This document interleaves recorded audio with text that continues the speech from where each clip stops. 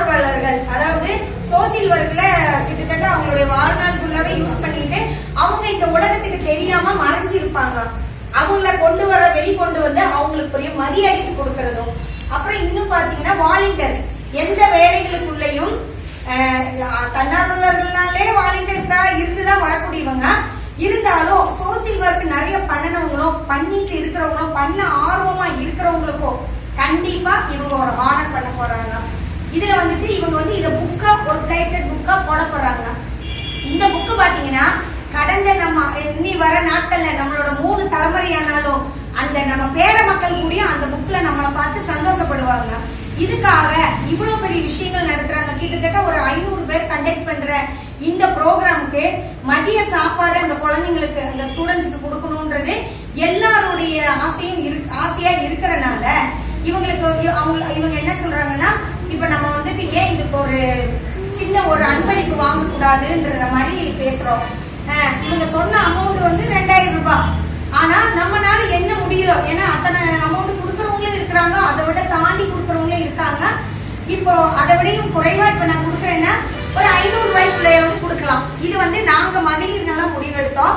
ஆக்சுவலா இதுல உங்களுடைய பங்கு என்ன அளிப்புன்றது அவங்களுடைய விருப்பத்தை பொறுத்தது. ஏன்னா நம்ம அந்த மக்களுக்கு வந்து ஆனர் பண்றது இல்லாம குழந்தைங்களோட எதிர்காலத்துக்கும் உள்ள விஷயங்களும் பார்த்து சாப்பாடும் கொடுத்து அனுப்புறோம், அவங்களுக்கு அவார்டும் கொடுக்குறோம்.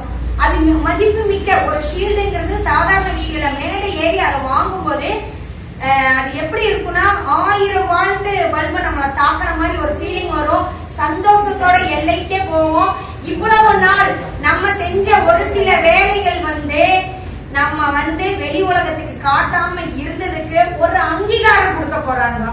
சோ நம்ம வந்து அதை ஹானரபிளா வாங்குறதுக்கு நம்மளோட ஒத்துழைப்பும் கொடுக்கற மாதிரி சார் சொன்னாரு. அதுக்கு மேல வந்து சார் பண்ணிட்டு இருந்த பண்ணன நிறைய சோசியல் ஒர்க்கை பத்தி எங்களுக்கு ஒரு புக்கா போட்டு எங்களுக்கு காட்டி கொடுத்துருக்காங்க. இதை தாண்டி என்னோட அப்சர்வேஷன்ல என்ன இருக்குன்னு எனக்கு தெரியல. இல்லை ஒரே ஒரு சின்ன வேண்டுகோள். இப்போ இந்த சீஃப் கெஸ்ட்னு சொன்னோம்ல, ஆர்டிஓ வருவார், பின்ன ஒரு நம்ம ஃபயர் சர்வீஸ் வருவாங்க, இப்படி முன்னணியில் உள்ள நிர்வாகத்தில் உள்ளவங்களாம் வருவாங்க. அவங்க வந்து எதுக்காண்டி வராங்க நான் சொன்னேன்லம்மா, எதுக்காண்டி வராங்க, மாணவர்களுக்கான ஒரு விழிப்புணர்வு அது ஆமாம் மெமோட்டோ கொடுக்குறோம்.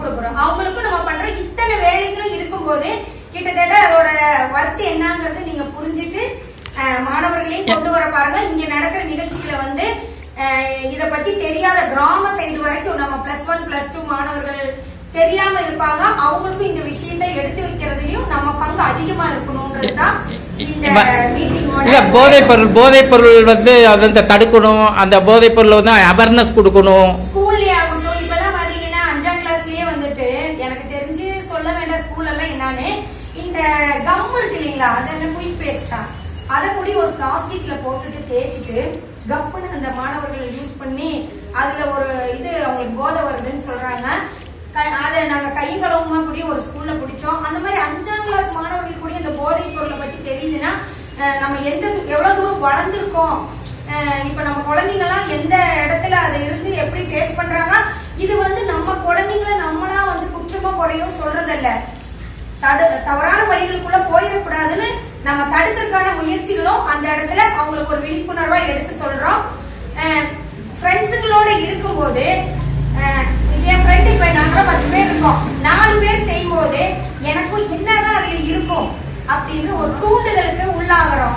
அதை தடுக்கிறதுக்கு என்ன செய்யறோம்ன்றதையும் இப்போ அந்த நம்மளுடைய இந்த ப்ரோக்ராம்ல, அதாவது வர ஏப்ரல் மாசம் 6ஆம் தேதி கண்டக்ட் பண்ற இந்த ப்ரோக்ராம்ல ஒரு விழிப்புணர்வாகவும் போதை தடுப்புக்கு நம்ம செய்வோம். அக்ரிகல்ச்சர் பத்தி சொன்னார்மா, அக்ரிகல்ச்சர் வந்து என்ன எப்படி படிக்கிறதுங்கிறது, அக்ரிகல்ச்சர் வந்து வராங்க, அக்ரிகல்ச்சர் ஆபீஸ்ல இருந்து அக்ரிகல்ச்சர் மண் வளம் எல்லாம் வராங்க.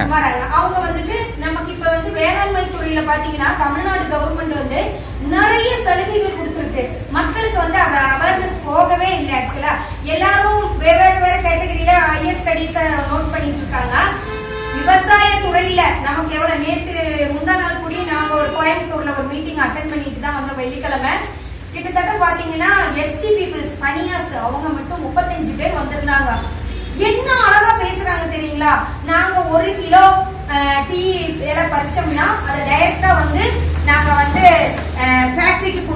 கொடுக்குறோம், எங்களுக்கு அதுக்கு 21 ரூபாய் தான் கிடைக்குது, ஃபர்தரா நாங்க வந்து இதுல டெவலப் பண்றதுக்கு என்ன பண்ணணும்னு கேக்குறாங்க அவங்க. உண்மையில அது எங்களுக்கு ஒரு வாய்ப்பு கிடைச்சு நாங்களும் 10 பேர் இங்க இருந்து போனோம். 10-13 பேர் எங்க சைட்ல நாங்களும் போன 3 வண்டி அக்ரிகல்ச்சர் ஆபீஸ்ல இருந்து இங்க இருந்து கூட்டிட்டு போய் கோயம்புத்தூர்ல இருக்க பெரிய விரிவாக்கம் வேளாண்மை துறையோட விரிவாக்கம் காலேஜ்ல வச்சுட்டு இன்ஸ்டிடியூட்ல வச்சுட்டு எங்களுக்கு ட்ரைனிங் கொடுத்தாங்க. கிட்டத்தட்ட நாங்க இந்த ட்ரைனிங் பாத்தீங்கன்னா ஒரு 4-5 ட்ரைனிங் அட்டென்ட் பண்ணியிருக்கோம். இது இந்த விவசாய துறைக்கு வந்து கவர்மெண்ட் கொடுக்கக்கூடிய சலுகைகள் என்ன ஏதுன்னு கேட்டு தெரிஞ்சிட்டாலே ஆக்சுவலா வளர்ற தலைமுறைகளுக்கு வந்து அது மிகப்பெரிய ஒரு ஆப்பர்ச்சுனிட்டியா இருக்கும்ன்றது நாங்க கத்துக்கிட்ட பாடம். அது உங்களுக்கு எடுத்து இந்த நேரத்துல சொல்றேன்.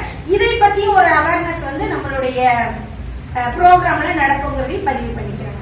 ஓகே, நன்றிமா.